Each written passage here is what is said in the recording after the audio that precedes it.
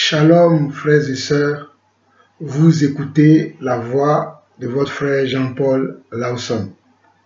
Je suis très heureux une fois encore ce soir d'être avec vous car nous sommes aujourd'hui le 30 août 2019, l'année de grâce du Seigneur, et nous sommes là pour parler d'un sujet très important que le Seigneur a mis dans mon cœur avant mon départ dans 5 jours pour le Togo.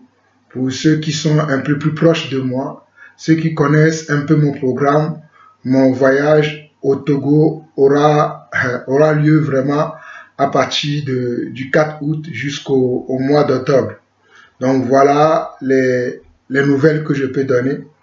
Et je suis très heureux, comme je l'ai dit dès le départ, d'être avec vous aujourd'hui encore, vous l'Église, vous mes frères serviteurs, vous mes frères et sœurs dans le Seigneur, et vous Église de Dieu à travers le monde entier. C'est à vous que je voulais m'adresser aujourd'hui.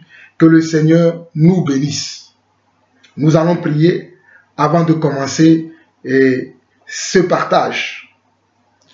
Éternel notre Dieu, nous te bénissons, nous te glorifions, nous t'exaltons. Ô Père, toi qui renouvelles tes grâces sur nos vies et dans nos vies tous les jours. Toi qui renouvelles nos souffles de vie. Père, je te bénis, je te rends grâce de ce qui t'a plu encore aujourd'hui. De me renouveler, Seigneur Dieu. Oh Papa, ta force en moi, ta sagesse en moi, ton intelligence en moi, et surtout, Seigneur Dieu, ton encouragement en moi, afin que je puisse m'adresser encore une fois de nouveau à ton peuple, mes frères et sœurs.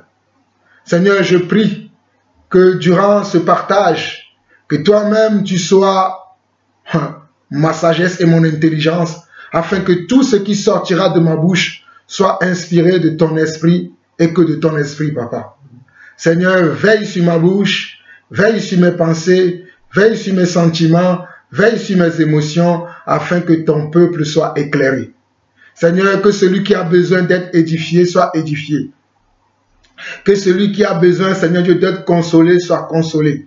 Que celui qui a besoin, oh Papa, d'être éclairé, Seigneur Dieu, sois éclairé, Papa. Père, gloire te soit rendue à toi seul, au nom puissant de Jésus-Christ. J'ai ainsi prié. Amen.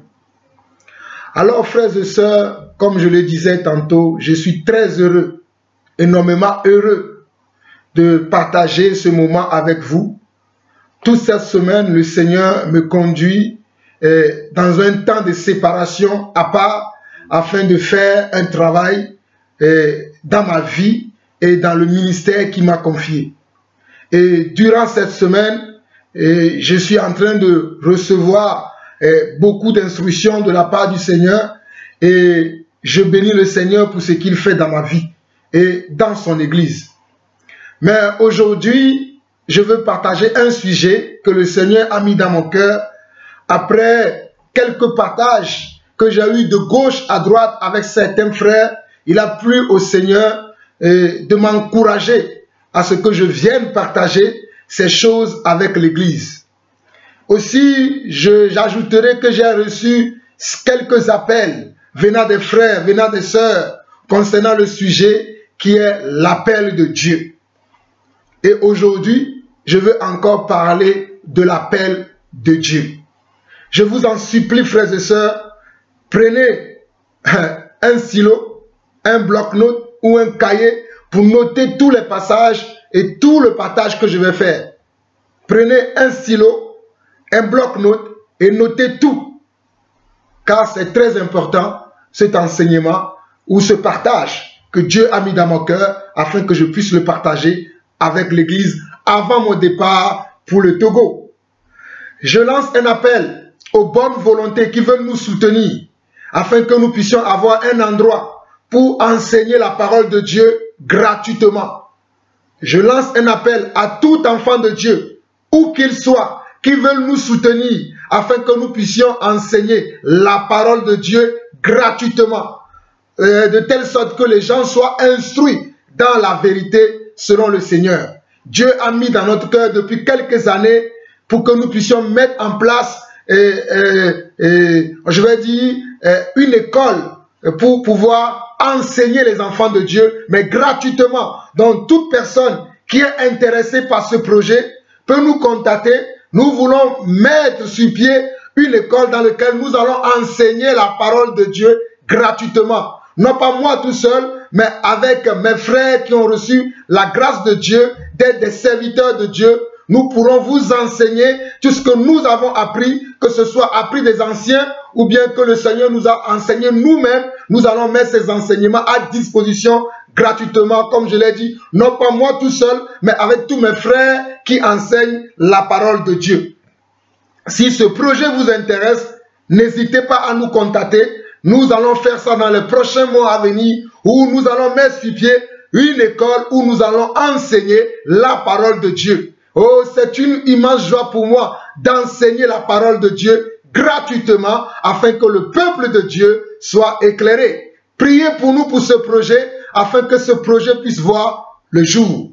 Alors, revenons-en au thème principal de cet enseignement qui est l'appel, qui va être la suite de ces 6 enseignements que j'ai déjà fait si je ne me trompe pas, il y a 1 an et demi ou 2 ans concernant l'appel. Alors nous allons commencer par Jérémie chapitre 1. Jérémie chapitre 1. Allons-y rapidement. Ça va être mon verset de base. Jérémie chapitre 1 et Actes chapitre 1. Je vais prendre Jérémie chapitre 1 et Actes chapitre 1. Nous allons prendre Jérémie chapitre 1 très rapidement parce que je ne veux pas que cet enseignement puisse trop durer. Le Seigneur m'aidera. Jérémie chapitre 1. Nous lisons à partir du verset 1 au verset 5. Parole de Jérémie, fils de Hilkija, l'un des sacrificateurs d'Anathoth dans le pays de Benjamin. La parole de l'Éternel lui fut adressée au temps de Josias, fils d'Amon, roi de Juda, la 13e année de son règne, et au temps de Joachim, fils de Josias, roi de Juda, jusqu'à la fin de la 11e année de Sédécias, fils de Josias, roi de Juda, jusqu'à l'époque où Jérusalem fut amenée en captivité au 5e mois. La parole de l'Éternel me fut adressée en ces mots. Avant que je t'ai formé dans le ventre de ta mère, je te connaissais. Et avant que tu sois sorti de son sein, je t'avais consacré, je t'avais établi prophète des nations.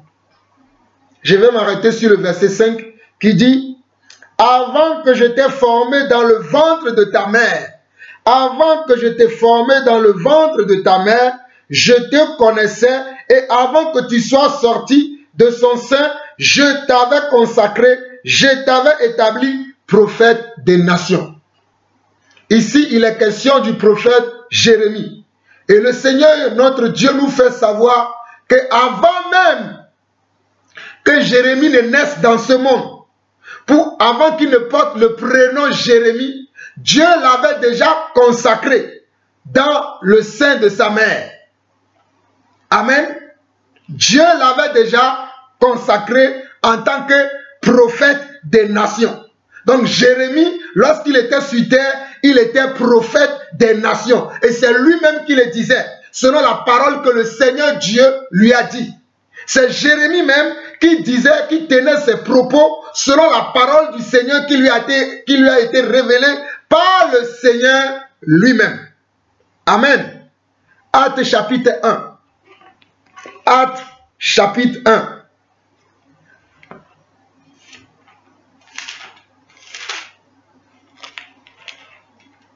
J'ai dit Actes, ce n'est pas Actes, c'est plutôt Galates chapitre 1. Galates chapitre 1. Excusez-moi de m'avoir trompé. Je voulais dire Galates chapitre 1. Et nous allons lire du verset 10 au verset 15. Galates chapitre 1, du verset 10 au verset 15. Et maintenant, est-ce la faveur des hommes que je désire ou celle de Dieu? Est-ce que je cherche à plaire aux hommes? Si je plaisais encore aux hommes, je ne serais pas serviteur de Christ. Je vous déclare, frères, que l'évangile qui a été annoncé par moi n'est pas de l'homme. Car je ne l'ai ni reçu, ni appris d'un homme, mais par une révélation de Jésus-Christ. Vous avez su en effet quelle était autrefois ma conduite dans le judaïsme, comment je persécutais à outrance et ravageais l'église de Dieu, et comment j'étais plus avancé dans le judaïsme que beaucoup de ceux de mon âge et de ma nation, étant animés d'un zèle excessif pour les traditions de mes pères. Verset 15, le verset qui m'intéresse. Mais lorsqu'il plut à celui qui m'avait mis à part dès le sein de ma mère et qui m'a appelé par sa grâce, verset 16, et de révéler en moi son fils afin que je l'annonce parmi les païens, aussitôt je ne consultai ni la chair ni le sang. Donc ici dans Galates chapitre 1, le verset 15 et le verset 16 seront aussi la base de cet enseignement, de ce partage que j'ai nommé l'appel de Dieu. Alléluia! Que le Seigneur soit béni. Alors nous voyons ici au verset 15 et au verset 16 qu'on nous dit que mais lorsqu'il plut à celui qui m'avait mis à part, celui qui m'avait mis à part dès le sein de ma mère et qui m'a appelé par sa grâce.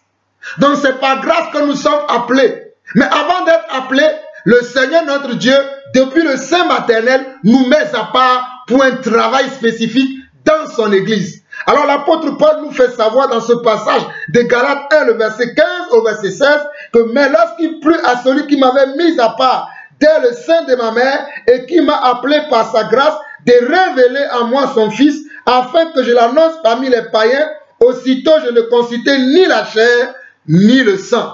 Aussitôt je ne consultais ni la chair ni le sang. Cela veut dire que l'apôtre Paul veut dire aussitôt je ne me suis pas reposé sur ma chair ni sur mes connaissances personnelles, mais je me suis reposé sur la sagesse de Dieu. Voilà ce que l'apôtre Paul veut dire ici. Mais il y a un verset aussi qui m'intéresse beaucoup dans ce que l'apôtre Paul dit ici, c'est le verset 10. Il dit, et maintenant, de Galates 1 verset 10, il dit, et maintenant, est-ce la faveur des hommes que je désire ou celle de Dieu?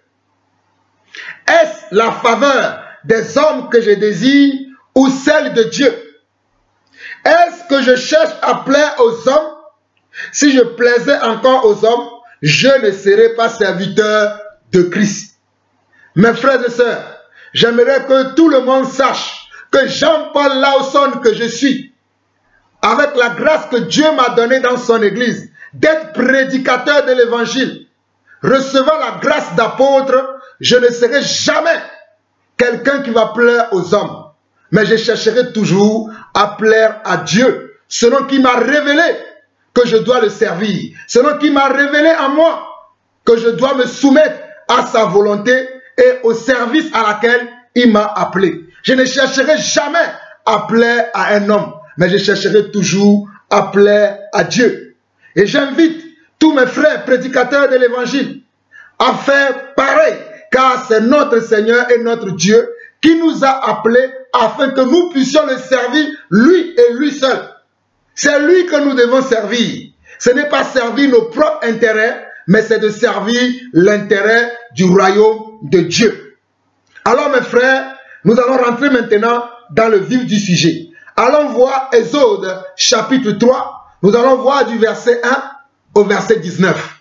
Que le Seigneur nous bénisse. Exode chapitre 3, du verset 1 au verset 19. Moïse faisait paître le troupeau de Jéthro, son beau-père, sacrificateur de Madian, et il mena le troupeau derrière le désert et vint à la montagne de Dieu à Horeb. L'ange de l'Éternel lui apparut dans une flamme de feu au milieu d'un buisson. Moïse regarda, et voici le buisson était tout en feu, et le buisson ne se consumait point. Moïse dit, je veux me détourner pour voir quelle est cette grande vision et pourquoi le buisson ne se consume point.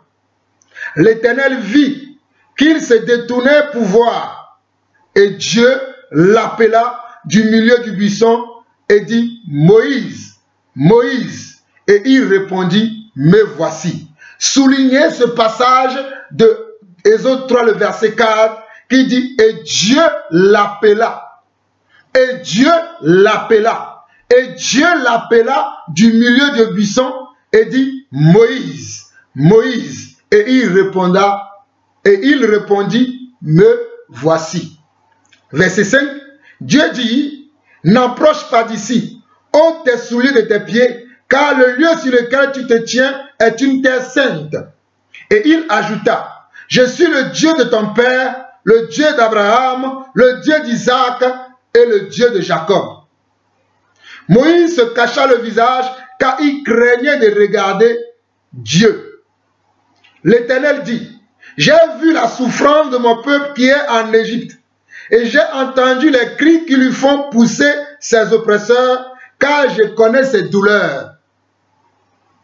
Je suis descendu pour le délivrer de la main des Égyptiens et pour le faire monter de ce pays dans un bon et vaste pays, dans un pays où coule le lait et le miel, dans les lieux qu'habitent les Cananéens, les Hétiens, les Amoréens, les Jébusiens, les Éviens et les Jébusiens. Voici, les cris d'Israël sont venus jusqu'à moi et j'ai vu l'oppression que leur font souffrir les Égyptiens.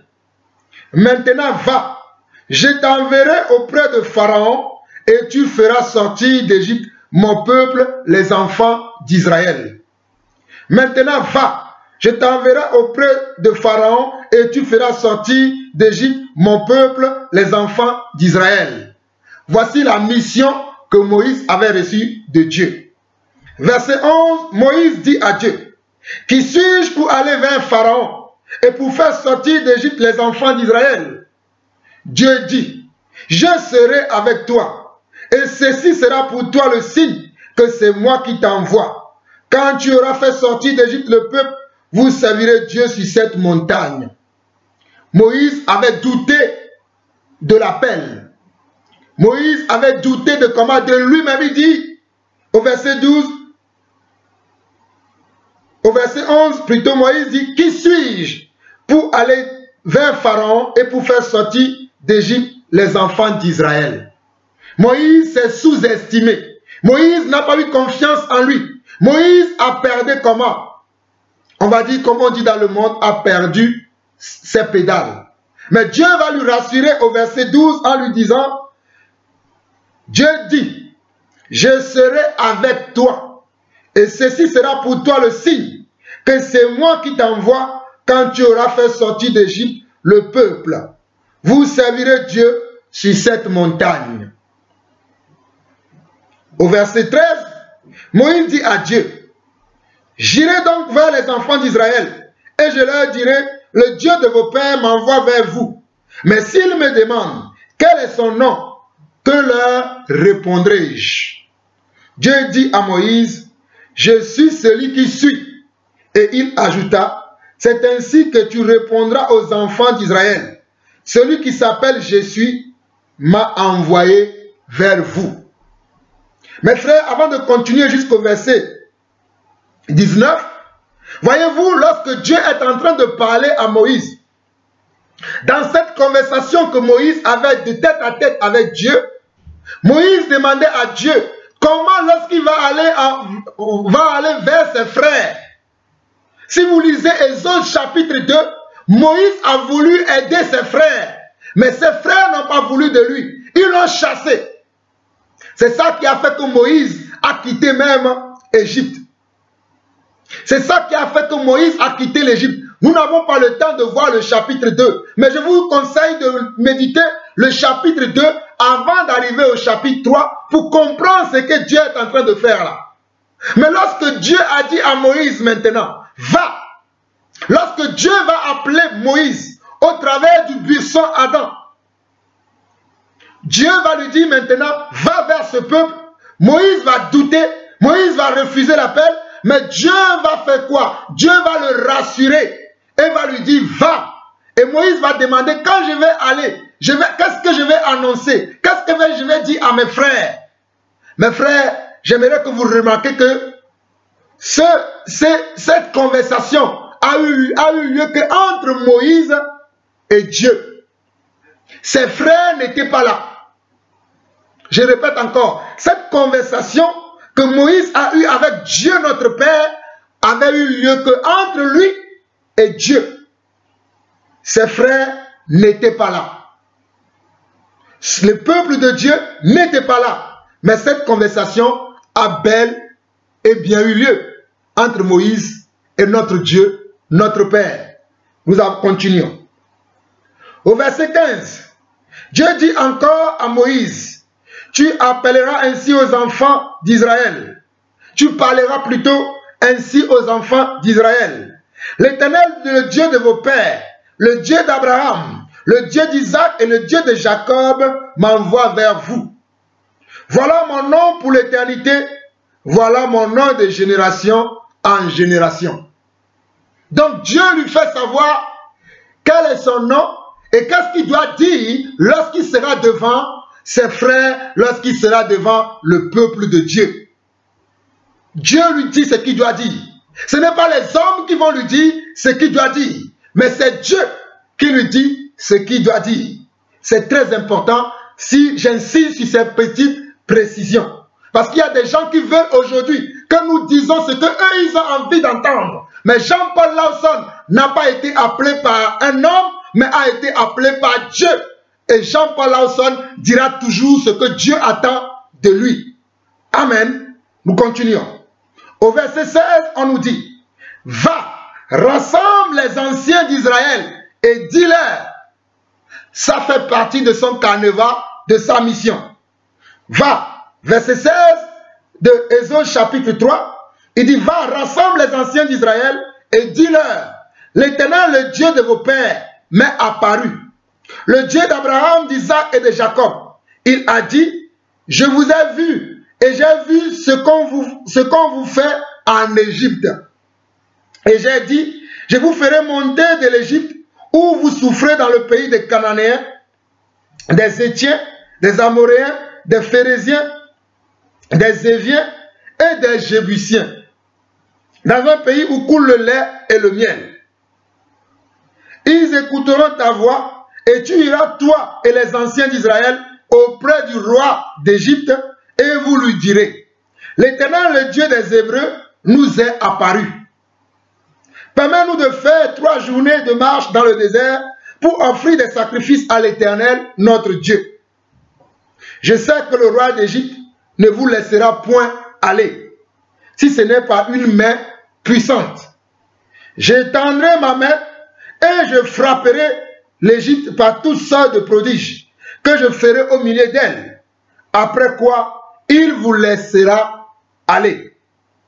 Je ferai même trouver grâce à ce peuple aux yeux des Égyptiens, et quand vous partirez, vous ne partirez point à vide. Chaque femme demandera à sa voisine et à celle qui demeure dans sa maison des vases d'argent, des vases d'or et des vêtements que vous mettrez sur vos fils et vos filles et vous dépouillerez les Égyptiens. Voilà ce que Dieu nous dit dans Exode chapitre 1, de comment il a appelé Moïse, le contenu de l'appel, je viens de le lire, ce qui va se passer dans l'appel de Moïse, je viens de le lire. Et ce n'est pas fini. On n'a pas le temps, sinon on doit voir tous les passages. Parce qu'à chaque fois, Moïse retournait vers Dieu et Dieu lui donnait de nouvelles paroles. Dieu lui donnait de nouvelles instructions. Alors lorsqu'on est appelé de Dieu, chaque fois Dieu va nous donner des instructions. Comme cette semaine, je suis au pied du Seigneur et Dieu me donne des instructions dans l'appel qu'il m'a donné, comment je dois le servir dans mon appel. Les gens pensent que lorsque Dieu nous appelle, c'est fini une fois pour de bon. Non, tous les jours que Dieu fait, nous devons être au pied du Seigneur pour savoir si nous marchons bien dans la paix dans laquelle il nous a appelés. Sinon, nous réformons comment? Nos voies. nous changeons nos comportements, nous changeons nos stratégies, nous changeons notre manière d'agir dans l'appel dans laquelle Dieu nous a appelés. Mais toujours est-il que lorsque Dieu nous appelle, il nous montre pourquoi il nous a appelés et la mission qu'il nous confie, il nous le dit.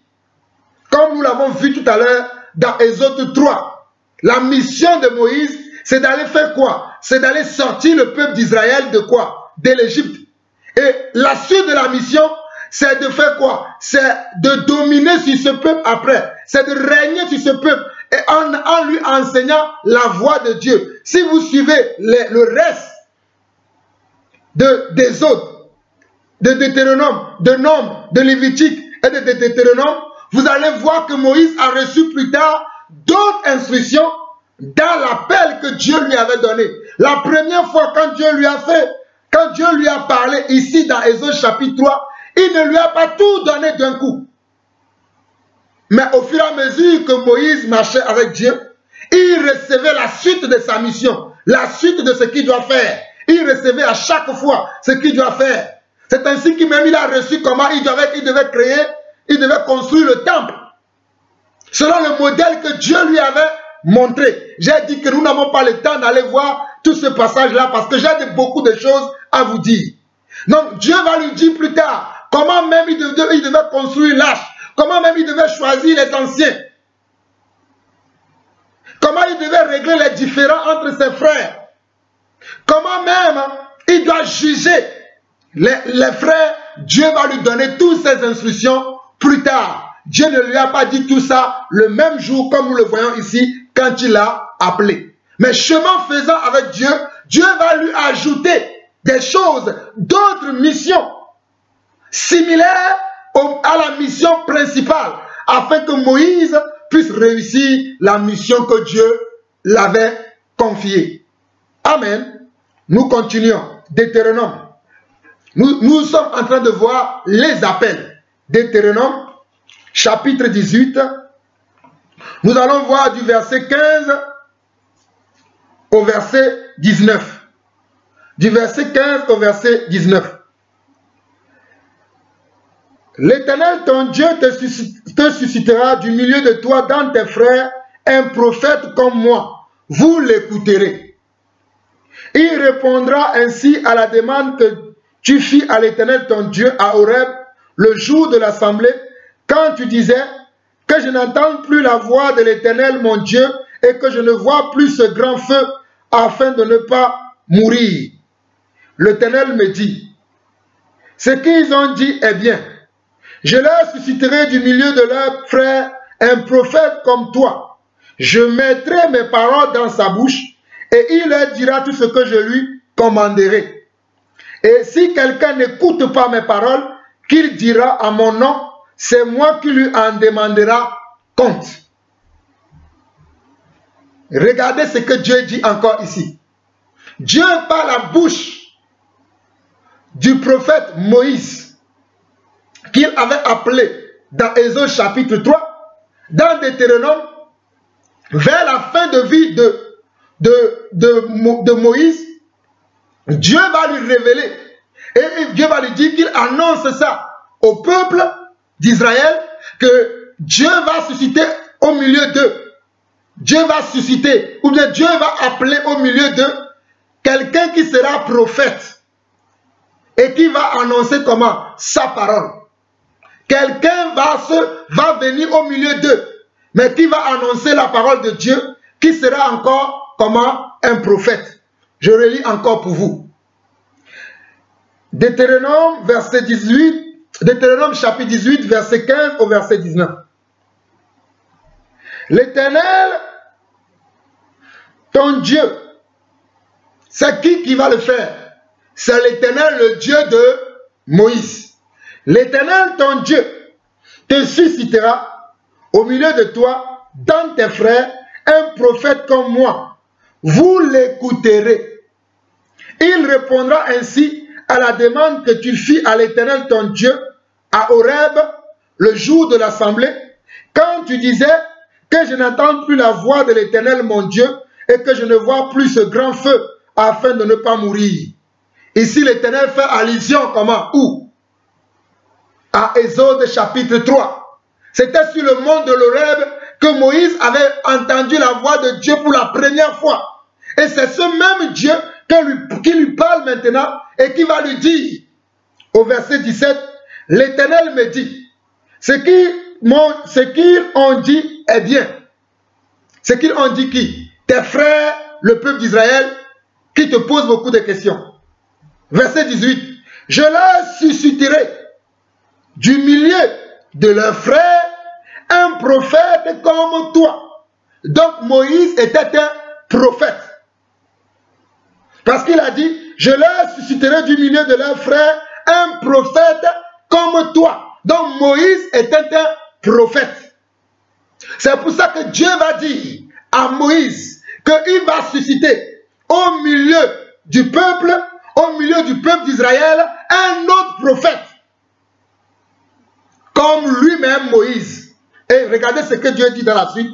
Je mettrai mes paroles dans sa bouche et il leur dira tout ce que je lui commanderai. Donc, c'est Dieu qui mettra sa parole ou ses paroles dans la bouche de ce prophète que Dieu va susciter au milieu du peuple après que Moïse aura fini sa mission. Dieu va susciter une autre personne à une autre époque. Et cette personne sera aussi un prophète comme Moïse. Et dans sa bouche, il aura les paroles de Dieu. Dans sa bouche, il parlera de la part de Dieu. Amen. Au verset 19, il dit, et si quelqu'un n'écoute pas mes paroles, qu'il dira à mon nom, c'est moi qui lui en demandera compte.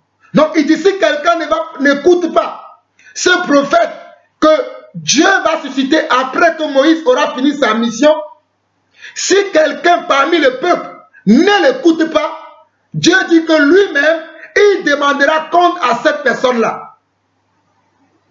Ce n'est pas Moïse qui va le faire. D'ailleurs, il ne sera même plus sur terre. Mais lui-même, Dieu, demandera compte à cette personne pourquoi il n'a pas écouté le prophète qu'il a suscité après qui? Après Moïse. Ici, ce prophète-là, c'est Jésus-Christ. C'est de Jésus-Christ qu'on parle ici. Mais ce n'est pas là où je vais en venir. C'est juste pour vous dire que Moïse était un prophète que Dieu avait appelé. Et il avait une mission. Amen. Et que c'est Dieu qui suscite, c'est Dieu qui donne les appels. Allons maintenant dans Deutéronome chapitre 31. Deutéronome chapitre 31. Vous allez voir que Dieu avait appelé quelqu'un d'autre qui a servi à côté de Moïse. Deutéronome chapitre 31. Nous allons lire du verset 14 au verset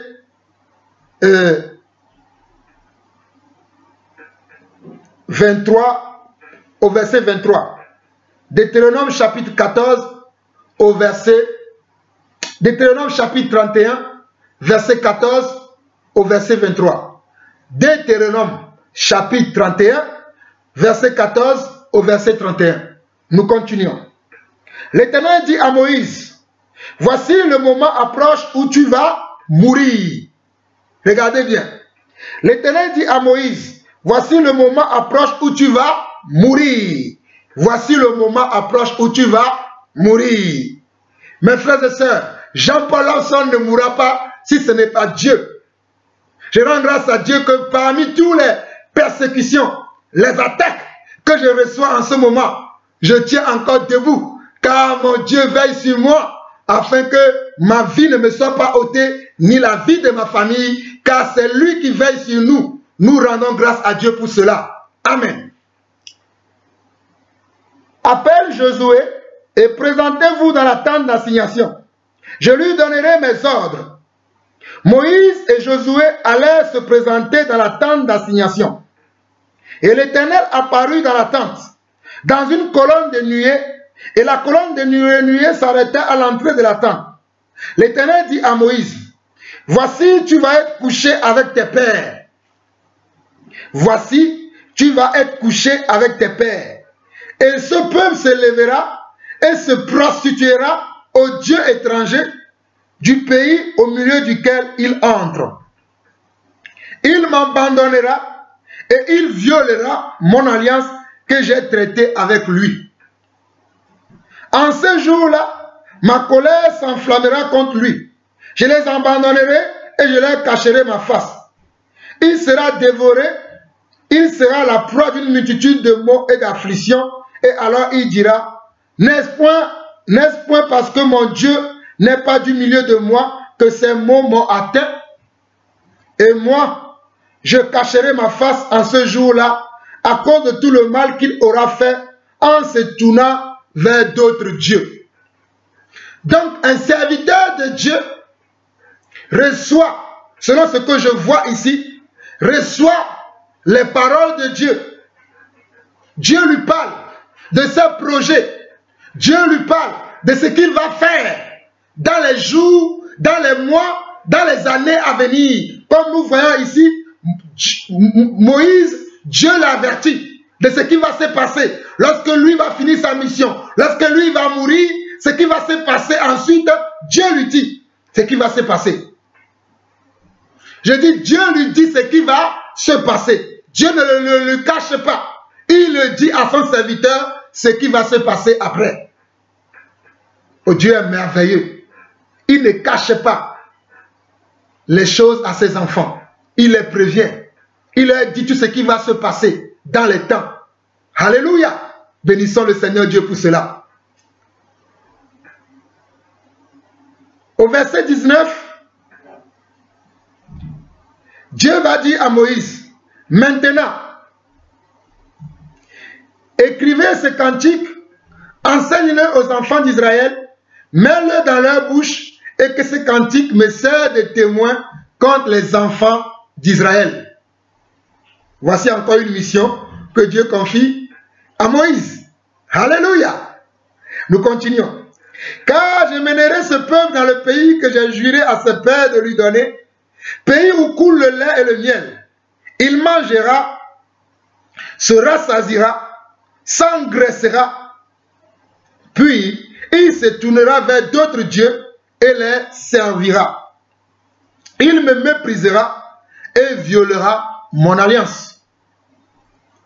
Quand alors il sera atteint par une multitude de maux et d'afflictions, ce cantique qui ne sera point oublié et que la postérité dans la bouche aura, et que la postérité aura dans la bouche, déposera comme témoin contre ce peuple. Je connais en effet ces dispositions qui déjà se manifestent aujourd'hui, avant même que je les fait entrer dans le pays que j'ai juré de lui donner. En ce jour-là, Moïse écrivit ce cantique et il l'enseigna aux enfants d'Israël. Verset 22 de Deutéronome 31, on nous dit, en ce jour-là, Moïse écrivit ce cantique et il l'enseigna aux enfants d'Israël. Donc Moïse, qui était un prophète, va recevoir ce cantique de Dieu et il aura pour la mission de faire quoi? De l'enseigner aux enfants d'Israël. Et c'est ce que Moïse va faire.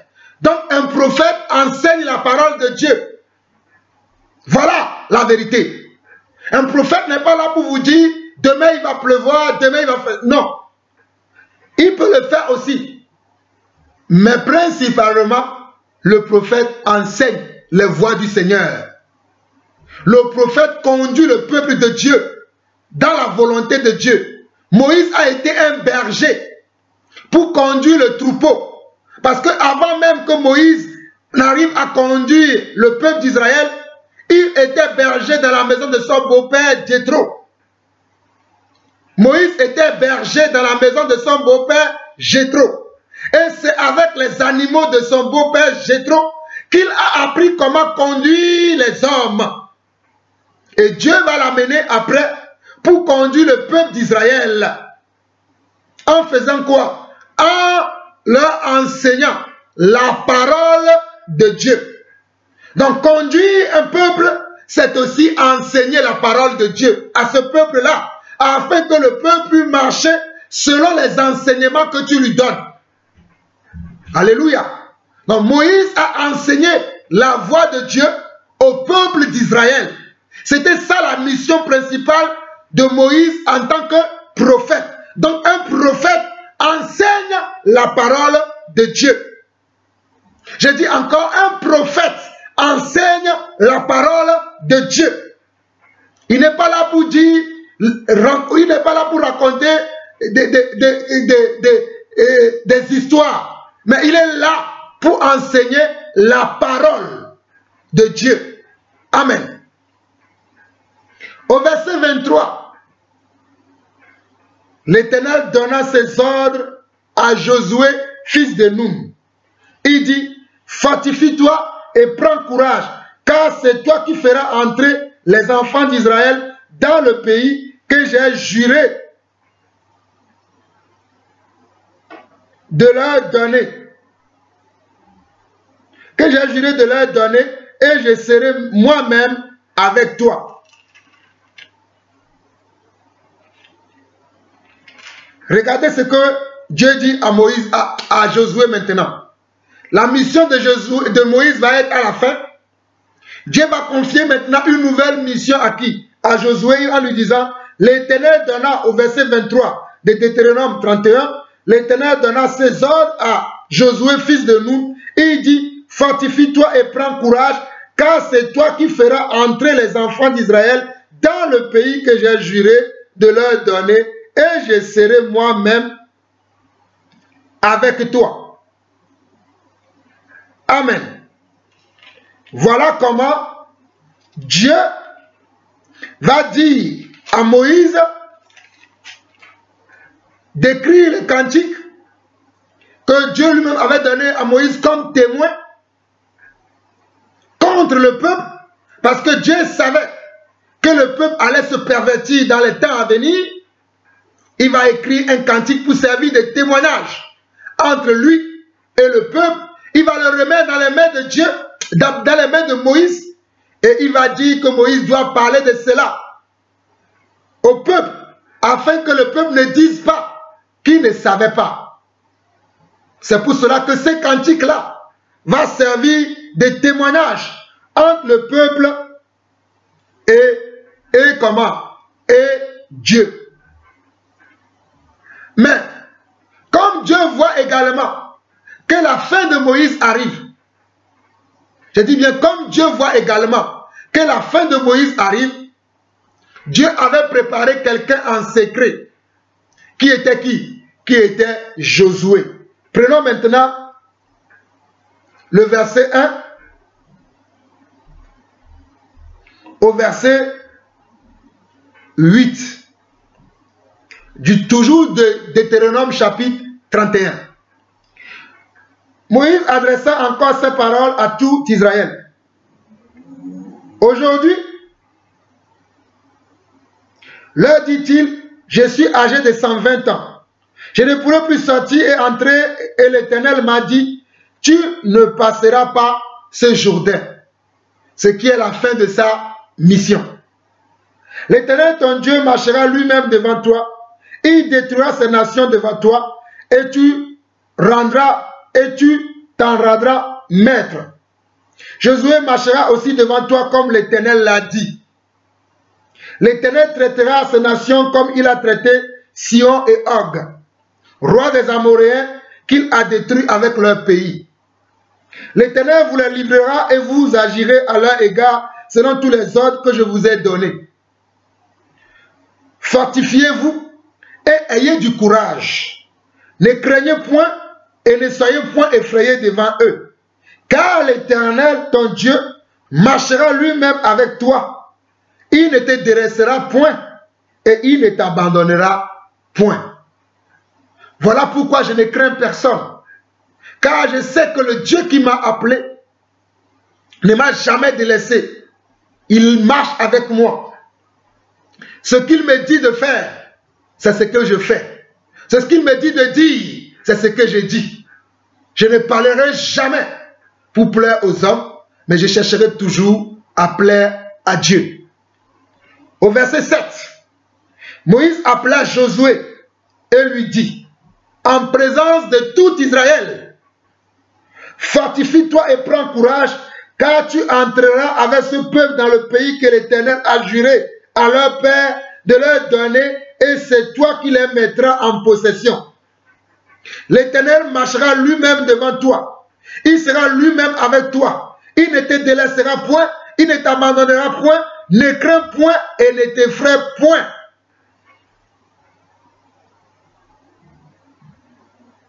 Regardez ce que Moïse fait. Lorsque Dieu avait déjà parlé de Josué à Moïse, Moïse va aller appeler Josué où? Devant tout le peuple. Et il va le présenter au peuple en disant que c'est lui qui va maintenant continuer la mission. C'est-à-dire c'est Josué qui va prendre la relève en amenant le peuple où? Dans le pays que Dieu avait promis au peuple de les amener, qui est Canaan. Et il va dire à Josué, fortifie-toi et prends courage, car tu entreras avec ce peuple dans le pays que l'Éternel a juré à leur père de leur donner, et c'est toi qui les mettras en possession. L'Éternel marchera lui-même devant toi. Il sera lui-même avec toi. Il ne te délaissera point. Il ne t'abandonnera point. Ne crains point et ne t'effraie point. Pourquoi Moïse dit cela? Parce que Moïse savait que Dieu avait marché avec lui-même. Et de la même manière que Dieu avait marché avec lui, il marchera aussi avec qui? Avec Josué. Voilà pourquoi au verset 23, Dieu lui-même va dire à Josué encore au verset 23, l'Éternel donna ses ordres à Josué, fils de Nun. Il dit, fortifie-toi et prends courage, car c'est toi qui feras entrer les enfants d'Israël dans le pays que j'ai juré de leur donner, et je serai moi-même avec toi. Et je serai moi-même avec toi. Amen. Mes frères, nous venons de voir 4 personnes que Dieu a appelées. Nous avons vu Jérémie, nous avons vu l'apôtre Paul, nous avons vu Moïse, et nous venons de voir Josué. 4 personnes que Dieu a appelées, et Dieu leur a donné comment? Des missions distinctes, des missions particulières. À Jérémie, Dieu lui a dit qu'il a, comment? Il a appelé en tant que prophète des nations. Il a appelé en tant que prophète des nations. Moïse aussi, Dieu l'a appelé comment? En tant que prophète des nations. Et le rôle qu'il devait jouer, c'est quoi? C'est de conduire le peuple de Dieu. C'est de diriger le peuple de Dieu. En enseignant la parole de Dieu à ce peuple-là. Voilà le contenu de leur mission. Le contenu de la mission de Jérémie, de Moïse, de Josué, sont presque pareils. C'est la mission des prophètes.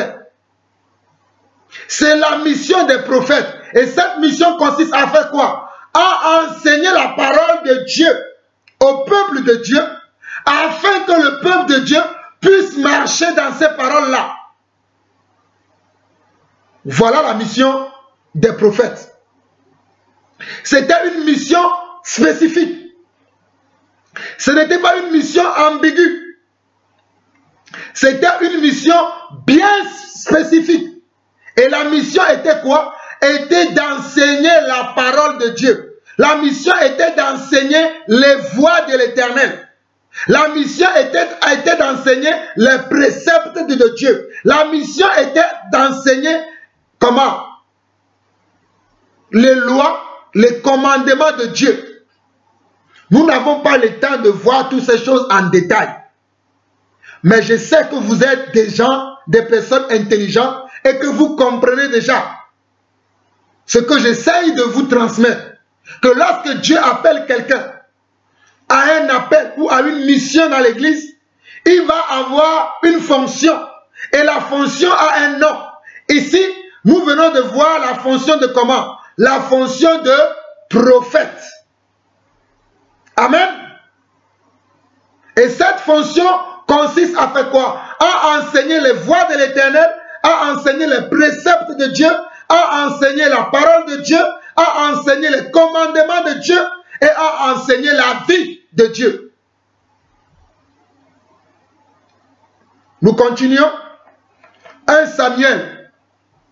1 Samuel.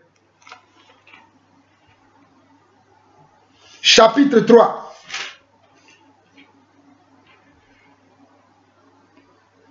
1 Samuel, chapitre 3. Nous n'avons pas le temps de lire 1 Samuel chapitre 1, 1 Samuel chapitre 2, pour que vous puissiez voir comment Samuel est venu dans le monde, mais je vous le résume. Samuel est né d'une femme qui s'appelait Anne. Anne qui était stérile, mais qui priait Dieu pour que Dieu lui donne un enfant. Et il va demander à Dieu que lorsque Dieu va lui donner un enfant, il va le lui consacrer afin que cet enfant-là puisse le servir. Voilà en résumé ce que je peux dire concernant l'histoire de Samuel. 1 Samuel maintenant chapitre 3, nous lisons du verset 1 au verset 19. Le jeune Samuel était au service de l'Éternel devant Élie. La parole de l'Éternel était rare en ces temps-là. Les visions n'étaient pas fréquentes. En ce même temps, Élie, qui commençait à avoir les yeux troubles et ne pouvait plus voir, était couché à sa place. La lampe de Dieu n'était pas encore éteinte et Samuel était couché dans le temple de l'Éternel. Samuel était couché où? Dans le temple de l'Éternel. Samuel était couché où? Dans le temple de l'Éternel. Je sais pourquoi j'insiste sur cette précision. Samuel était couché dans le temple de l'Éternel. Nous rendons grâce à Dieu au temple de Dieu. Où était l'arche de Dieu? Verset 4. Alors l'Éternel appela Samuel. Il répondit, me voici. Et il courut vers Élie et dit, me voici, car tu m'as appelé. Élie répondit, je n'ai point appelé, retourne te coucher. Et il alla se coucher. L'Éternel appela de nouveau Samuel. Et Samuel se leva, alla vers Élie et dit, me voici, car tu m'as appelé. Élie répondit, je n'ai point appelé, mon fils, retourne te coucher. Verset 7. Samuel ne connaissait pas encore l'Éternel et la parole de l'Éternel ne lui avait pas encore été révélée. Pourquoi Samuel ne savait pas que c'est Dieu qui l'appelait? Lorsque Dieu l'appelait, lui il se levait, il allait voir Élie. Parce que Samuel servait Élie dans le temple. Samuel aidait Élie dans le temple pour faire les sacrifices. Samuel était l'aide d'Élie dans le temple. C'est lui qui aidait Élie lorsque les gens amenaient les sacrifices d'expiation, les sacrifices d'action de grâce. C'est lui qui prenait ces sacrifices-là et il aidait Élie dans le temple. Mais il ne connaissait pas encore Dieu. Tu peux être en train de servir Dieu aux côtés de quelqu'un sans le connaître. Mes frères, je vous dis la vérité. Tu peux être en train de servir Dieu aux côtés d'un homme de Dieu sans connaître Dieu et sans même connaître comment Dieu appelle. Nous avons la preuve ici. Si vous lisez 1 Samuel chapitre 1 jusqu'au chapitre 2, vous allez voir que Samuel servait déjà dans le temple aux côtés d'Élie. Mais il ne connaissait pas encore Dieu. Alléluia. Il ne le connaissait pas encore. Dieu ne s'est pas encore révélé à lui. Tu peux être en train de servir aux côtés d'un homme de Dieu pendant 50 ans sans connaître Dieu. Pendant 10 ans sans connaître Dieu. Pendant 5 ans sans connaître Dieu. Pendant 2 mois sans connaître Dieu. Nous avons la preuve ici. Samuel aidait le sacrificateur Élie dans le temple. C'est un service. Il pouvait dire qu'il connaissait Dieu, non? Mais il ne connaissait pas. Voilà pourquoi quand Dieu l'appelait, vu qu'il ne connaissait pas la voix de Dieu, vu qu'il ne savait pas comment Dieu appelle, il va aller se retrouver devant Élie pour dire, Élie, tu m'as appelé, alors que ce n'est pas Élie qui l'appelait, mais c'est Dieu qui l'appelle. Oh, alléluia. Je prie pour quelqu'un ici, quelqu'un qui sert aux côtés d'un homme quelque part. Dieu t'appelle, Dieu t'appelle, Dieu t'appelle, Dieu t'appelle, Dieu t'appelle. Il y a quelqu'un qui sert aux côtés d'un homme que Dieu appelle à le servir. Mais cette personne résiste. Cette personne résiste. Dieu t'appelle. Va servir Dieu. Ne servons pas les hommes, mais servons Dieu. Verset 7. Samuel ne connaissait pas encore l'Éternel et la parole de l'Éternel ne lui avait pas encore été révélée. Au verset 8, l'Éternel appela de nouveau Samuel pour la troisième fois. Et Samuel se leva, alla vers Élie et dit, « Mais voici, car tu m'as appelé. » Élie comprit que c'était l'Éternel qui appelait l'enfant. Élie comprit que c'était l'Éternel qui appelait l'enfant. Élie, le sacrificateur, va comprendre maintenant. Ah, Samuel, tu viens me déranger, mais en fait, ce n'est pas moi qui t'appelle, mais c'est le Dieu que je sers dans ce temps, c'est lui-même qui t'appelle. Et qu'est-ce qu'il va dire à l'enfant? Suivons au verset 9, Élie dit à Samuel, va, couche-toi, et si l'on t'appelle, tu diras, parle Éternel, car ton serviteur écoute. Et Samuel alla se coucher à sa place. L'Éternel vint et se présenta, et il appela comme les autres fois. Et il appela comme les autres fois.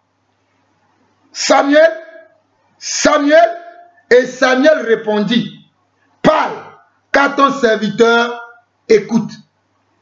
J'ai 3 garçons. J'ai appelé le deuxième Samuel. Parce que j'aime beaucoup l'histoire de Samuel. Alléluia. J'aime beaucoup l'histoire de Samuel. J'ai eu 3 garçons. Mais j'ai appelé le premier, je l'ai appelé David. Le deuxième, je l'ai appelé Samuel. Parce que j'aime ces personnes-là, ces personnages de la Bible. J'aime ces personnes que Dieu a utilisées dans la Bible. Regardez l'histoire de Samuel. Dieu l'a appelé, mais lui, il ne connaissait pas encore Dieu. Il ne connaissait pas encore comment Dieu parle. Il y a des gens qui servent Dieu sans le connaître. Je dis qu'il y a des gens qui servent Dieu sans le connaître. Nous parlons du Dieu que nous connaissons. Nous ne parlons pas de Dieu de quelqu'un d'autre. Mais nous parlons du Dieu qui nous a appelés. Comme de la même manière qu'il a appelé Samuel là. Dieu nous a appelés aussi. Dieu nous a appelés et il nous a dit, allez enseigner mon peuple. Allez conduire mes brebis. Et nous sommes là pour conduire des brebis. Nous sommes là pour enseigner des brebis. Car nous avons été appelés par Dieu. Lorsque Dieu appelait Samuel, qui était témoin? Il n'y avait que lui seul qui savait que Dieu l'appelait. La personne qui avait été témoin, c'était Élie. Pourquoi? Si Samuel connaissait déjà la voix de Dieu, comment Dieu parlait, il n'aurait même pas besoin d'Élie. Mais comme il ne connaissait pas la voix de Dieu, Élie l'a aidé. Donc, mes frères et sœurs, j'aimerais dire aussi à mes frères prédicateurs de l'évangile, ou des gens qui sentent un appel de Dieu dans leur cœur, que tu peux sentir que Dieu t'appelle et ne pas savoir à quoi Dieu t'appelle. Mais quelqu'un d'autre que Dieu a appelé déjà, qui est en train de le servir, peut te dire, va faire telle chose et tu sauras comment Dieu t'a appelé. Ou bien lui-même peut te dire, Dieu t'appelle à cela. Je répète encore, si tu es un enfant de Dieu qui sert aux côtés d'un ancien quelque part, ou bien tu sers dans un ministère quelque part, ou tu sers dans une église locale quelque part, Dieu peut utiliser les conducteurs qui sont à cet endroit-là à te révéler ton appel. Dieu peut utiliser ces conducteurs-là à te révéler ton appel. Dieu peut utiliser ces conducteurs-là à te révéler ton appel. Je suis en train de parler à des hommes et à des femmes. Dieu peut utiliser ces conducteurs-là pour te révéler ton appel. Amen. Nous avançons. Verset 11. Alors l'Éternel dit à Samuel, voici, je vais faire en Israël une chose qui étourdira les oreilles de quiconque l'attendra. En ce jour-là, regardez, aussitôt que le Seigneur a appelé Samuel, au verset 10, je vais relire pour que vous puissiez bien comprendre l'enseignement que Dieu veut vous donner par ma bouche. Au verset 10, l'Éternel vint se présenta et il appela comme les autres fois, Samuel, Samuel. Et Samuel répondit, parle, car ton serviteur écoute. Parle, car ton serviteur écoute. Mon frère, ma soeur, toi aussi dis au Seigneur, parle, car ton serviteur ou car ta servante écoute. Que celui qui a des oreilles pour entendre, entend ce que l'Esprit dit à l'Église. Verset 11, l'Éternel va lui dire maintenant, puisque Samuel a répondu, oui, parle, car ton serviteur écoute, l'Éternel va lui dire ceci.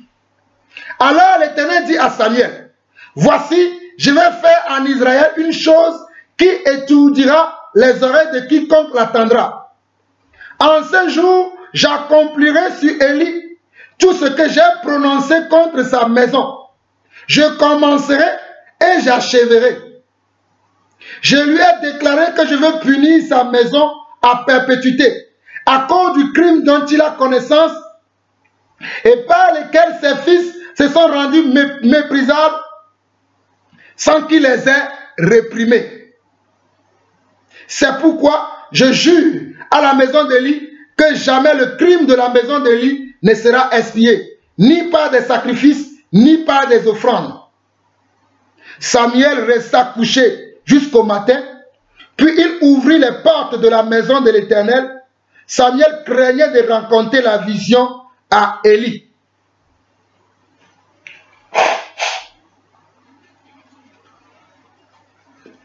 Regardez ce que Dieu fait. Dieu va appeler le serviteur. Celui qui servait Élie, Dieu va l'appeler. Et la première mission que Dieu va donner à ce serviteur, c'est d'aller dire à celui qui le formait. Je dis bien, c'est d'aller dire à celui qui le formait qu'il sert mal Dieu. Voilà la première mission que Dieu va donner à Samuel. Waouh! Quelle mission! La première mission que Dieu va donner comment? À Samuel, c'est d'aller dire à Élie le sacrificateur qu'il est en train de mal le servir, que ses enfants ont fait mal dans le temple. Si vous n'avez pas encore compris, je vous le redis encore. Alors, l'Éternel dit à Samuel, nous sommes au verset 11. Voici, je vais faire en Israël une chose qui étourdira les oreilles de quiconque l'entendra. En ce jour, j'accomplirai sur Élie tout ce que j'ai prononcé contre sa maison. Je commencerai et j'achèverai. Allez lire le chapitre 2 de 1 Samuel. Vous allez voir ce que Dieu avait déjà dit. Je continue. Au verset 13. Je lui ai déclaré que je veux punir sa maison à perpétuité, à cause du crime dont il a connaissance. À cause du crime dont il a connaissance et par lequel ses fils se sont rendus méprisables sans qu'il les ait réprimés. Quelle était la faute d'Élie? La faute d'Élie le sacrificateur, c'était que ses fils qui devaient l'aider dans le sacerdoce, dans le temple, outrageaient les gens qui venaient pour rendre culte à Dieu, pour offrir des sacrifices à Dieu. Il méprisait ces personnes-là. Il les violentait. Il violentait même des femmes. Élie avait connaissance de cela, mais Élie n'avait rien fait. Je dis bien, Élie avait connaissance de cela, mais Élie n'avait rien fait. Et cela a déplu à Dieu. Et voici la punition que Dieu amène maintenant. Et quand Dieu va appeler celui qui le servait honnêtement, alléluia, voilà pourquoi nous devons servir honnêtement et fidèlement Dieu. Nous ne devons pas suivre celui peut-être l'ancien au pied desquels nous servons. Si l'ancien fait des erreurs, nous aussi nous allons faire des erreurs. Ne faisons pas cela, mes frères et sœurs. Soyons intelligents. Si tu sers aux côtés d'un ancien qui ment, toi aussi tu vas mentir. Si tu sers aux côtés d'un ancien qui vole, toi aussi tu vas voler. Si tu sers aux côtés d'un ancien qui est orgueilleux, toi aussi tu vas être orgueilleux. Si tu le fais, vous deux, vous périrez. Vous deux, la colère de Dieu s'enflammera contre vous. Je dis vous deux, vous trois, vous quatre, peu importe le nombre que vous êtes. Si vous suivez vos anciens qui ne marchent pas dans la volonté de Dieu, vos conducteurs qui ne marchent pas correctement dans la volonté de Dieu, vous les suivez dans leurs égarements. Lorsque Dieu va vouloir les punir, la punition tombera sur vous aussi. C'est une vérité absolue. Que vous le voulez ou pas, vous le verrez. Et vous saurez qu'on ne se moque pas de Dieu. Au verset 15. Samuel resta couché jusqu'au matin, puis il ouvrit les portes de la maison de l'Éternel. Samuel craignait de raconter la vision à Élie. Regardez, Samuel craignait. Sa première mission, après que Dieu l'a appelé, c'est d'aller dire à celui qui l'a formé la sentence de Dieu.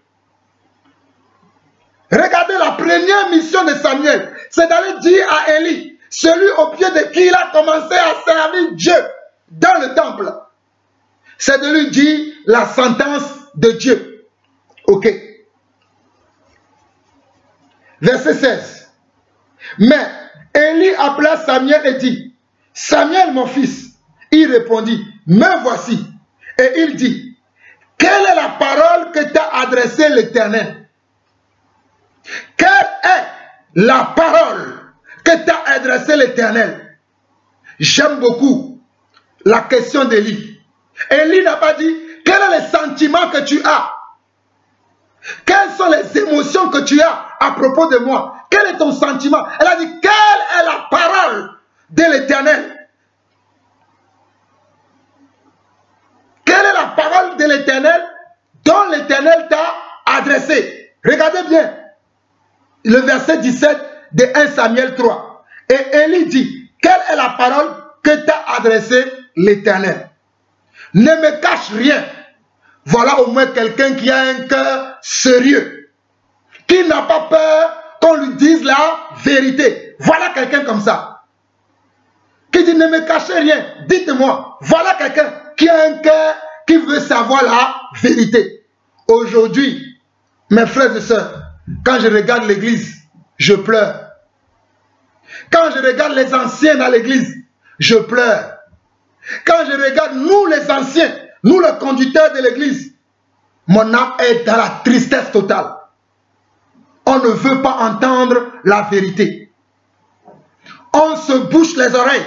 Dès qu'il y a la vérité, on grince les dents contre les frères. On veut même nous tuer. C'est terrible, l'église aujourd'hui. Mais gloire soit rendue à Dieu, qui nous soutient dans toutes choses, car c'est lui qui nous a appelés. Gloire soit rendue à lui seul. Si ce n'est que les hommes, nous serions déjà morts. Si ce n'est que les hommes, nous serions déjà lapidés. À cause de quoi? À cause de la franchise, la fidélité que nous avons dans le Seigneur.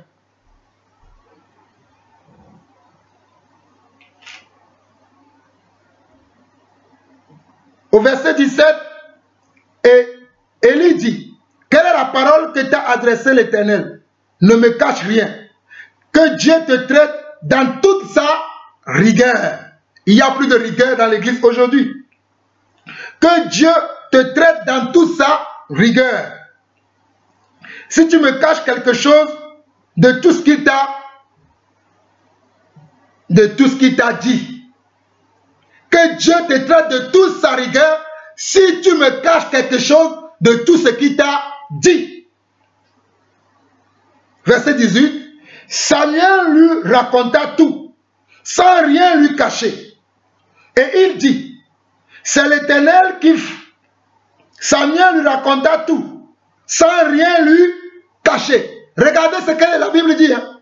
Samuel lui raconta tout, sans rien lui cacher. Samuel lui raconta tout, sans rien lui cacher. Et il dit, c'est l'Éternel qu'il fasse ce qui lui semblera bon.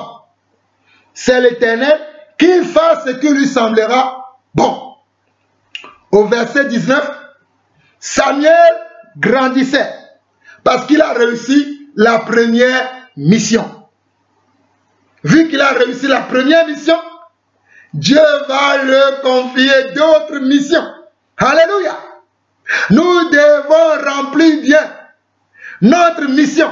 Lorsque Dieu nous confie une mission, nous devons bien la remplir pour réjouir le cœur de notre papa afin qu'il nous donne d'autres missions. Alléluia. Moi, j'aime accomplir les missions de Dieu afin que Dieu me donne d'autres missions, afin que Dieu me trouve fidèle. Alléluia. Je bénis le Seigneur pour cela. Amen.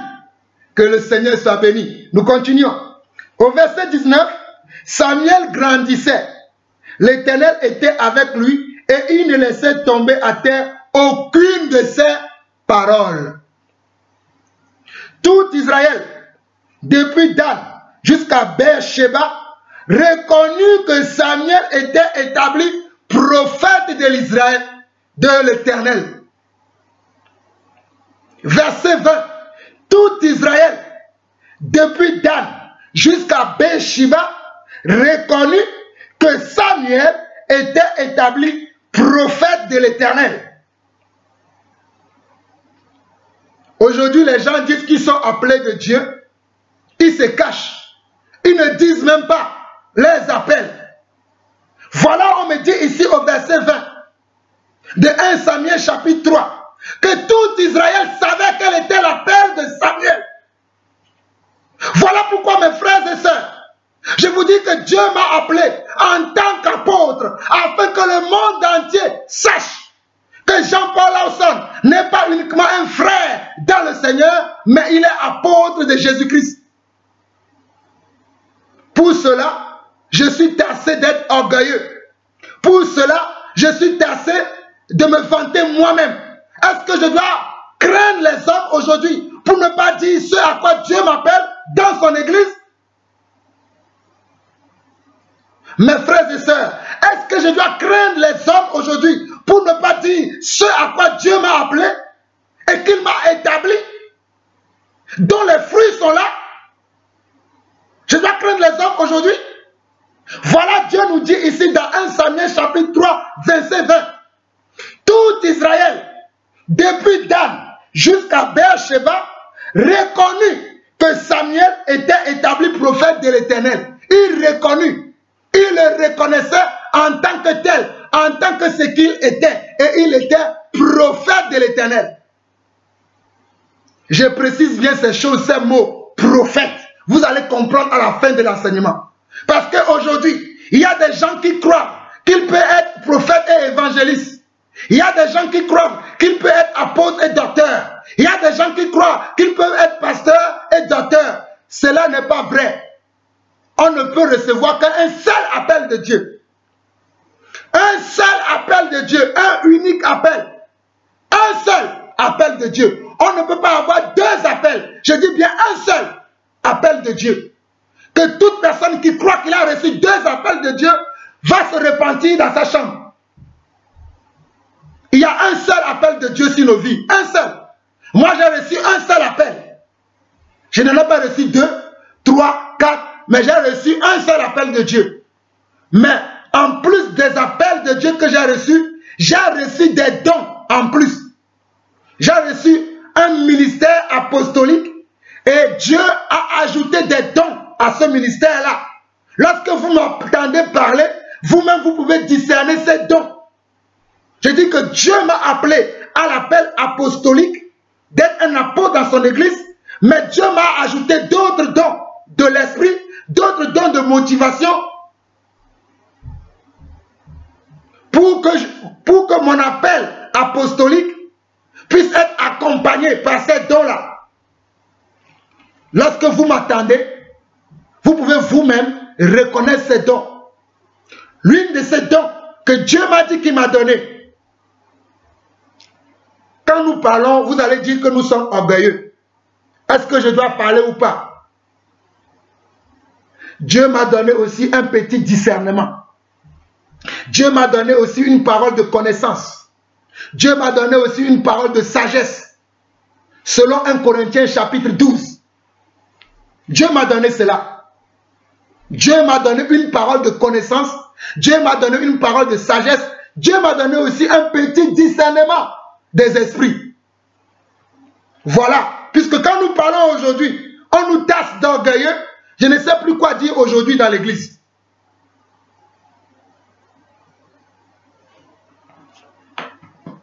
« 1 Samuel chapitre 8. 1 Samuel chapitre 8, nous allons lire du verset 1 au verset 7. Lorsque Samuel devient vieux, il établit ses fils juges sur Israël. Son fils premier-né se nommait Joël et le second Abijah. Ils étaient juges à Beersheba. Les fils de Samuel ne marchaient point sur ses traces. Ils se livraient à la cupidité, recevaient des présents et violaient la justice, tout comme les fils d'Élie. Allez lire 1 Samuel chapitre 2. Donc, les enfants de Samuel vont commettre les mêmes erreurs, les mêmes égarements qu'ont commis les fils d'Élie, les sacrificateurs, les enfants du prophète. Samuel aussi vont faire la même chose. Ils ne vont pas marcher dans ses voies, comme le verset 1 nous le dit. Comme le verset 3 plutôt nous le dit. Les filles de Samuel ne marchaient point sur ses traces. Samuel était fidèle. Samuel craignait Dieu. Samuel marchait selon la volonté de Dieu. Il ne trompait pas Dieu. Tout ce qu'il faisait, il le faisait selon la volonté de Dieu. Mais ses enfants, non. Voilà, on voit la preuve ici. Verset 4 au verset 7. Tous les anciens d'Israël s'ensablèrent et vinrent auprès de Samuel à Rama. Il lui dit, voici tu es vieux, et tes fils ne marchent point sur tes traces. Maintenant établis sur nous un roi pour nous juger comme il y en a chez toutes les nations. Établis sur nous un roi pour nous juger comme il y en a chez toutes les nations. Alors quel était le rôle de Samuel avant que le peuple ne vienne lui dire, tu commences à être vieux, mais tes enfants qui doivent suivre tes traces, nous voyons qu'ils ne suivent pas tes traces. Et nous ne voulons pas que les gens qui ne marchent pas dans la justice, qui aiment recevoir des présents des dessous de table, viennent traiter nos affaires. Alors, donne-nous plutôt un roi, pour que le roi vienne nous conduire. Donc vous voyez, Samuel qui était prophète avait un travail. Ce travail consistait quoi? À juger le peuple, à conduire le peuple selon les voies du Seigneur. Voilà le travail que Samuel faisait en tant que prophète. Mes frères, je suis désolé de voir des prophètes aujourd'hui, à longueur de journée, appeler les gens. Toi, je te vois, tu vas te marier dans 2 semaines. Ton mari s'appelle Bertrand. Toi, je te vois, tu vas ouvrir un magasin de mèches. Toi, je te vois, tu vas recevoir 50 $ de telle personne. Toi, je te vois, tu vas... Non, Samuel, son rôle était de conduire les enfants d'Israël dans les voies de l'Éternel. Et lorsqu'il y a un problème entre ses frères, il faisait quoi? Il les jugeait. Il jugeait le peuple. Celui qui avait tort, Samuel peut dire tu as tort. C'est ton frère qui a raison. Voilà le rôle que Samuel jouait. Voilà le rôle que Samuel, le serviteur de Dieu, authentique, voilà le rôle qu'il jouait. Aujourd'hui, quand je vois l'église, j'ai envie de pleurer. Mes frères et sœurs, quand je vois l'église, j'ai envie de pleurer. Quand je vois l'église de Dieu, alléluia.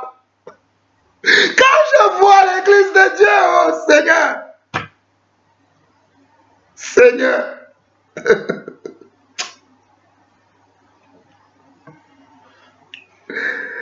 Oh Seigneur.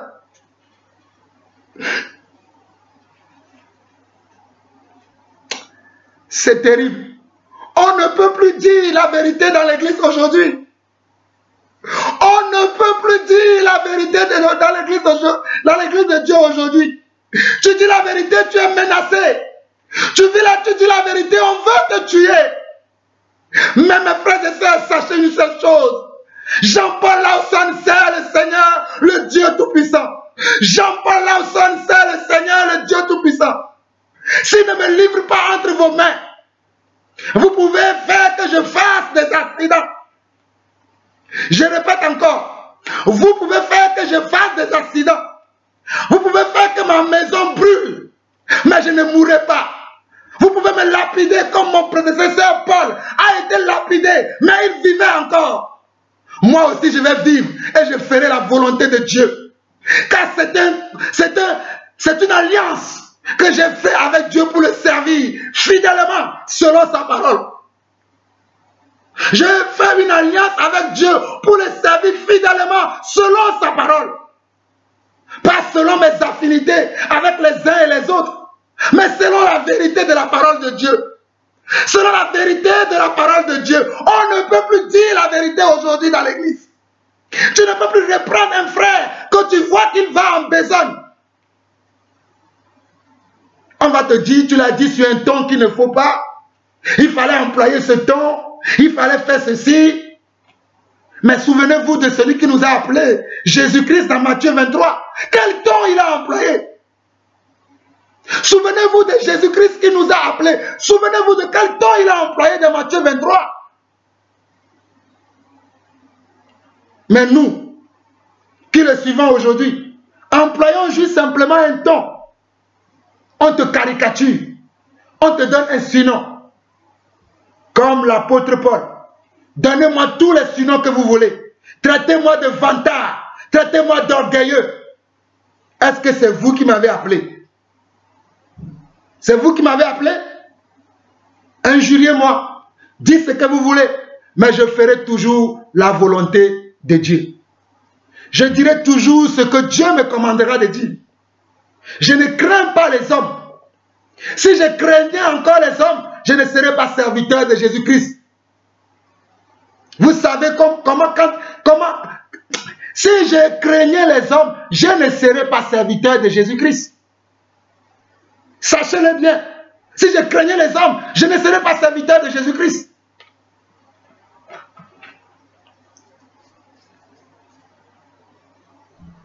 Au verset 5 de 1 Samuel chapitre 8, on nous dit, il lui dit, voici tu es vieux, et tes fils ne marchent point sur tes traces.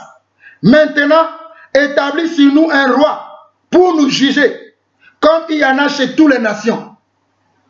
Samuel vit avec déplaisir qui disait, donne-nous un roi pour nous juger. Et Samuel pria l'Éternel. On nous dit, verset 6, Samuel vit avec déplaisir qui disait, donne-nous un roi pour nous juger. Et Samuel pria l'Éternel.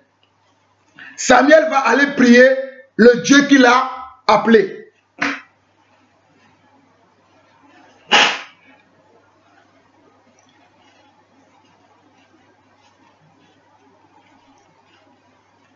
Excusez-moi.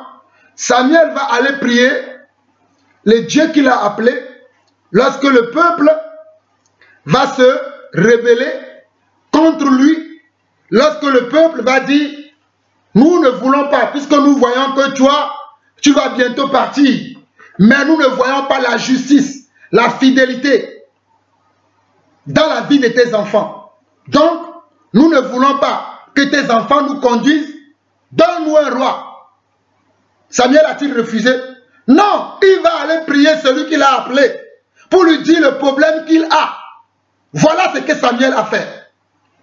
Au verset 7, l'Éternel dit à Samuel, écoute la voix du peuple dans tout ce qu'il te dira, car ce n'est pas toi qu'il rejette, c'est moi qu'il rejette, afin que je ne règne point, je ne règne plus sur eux.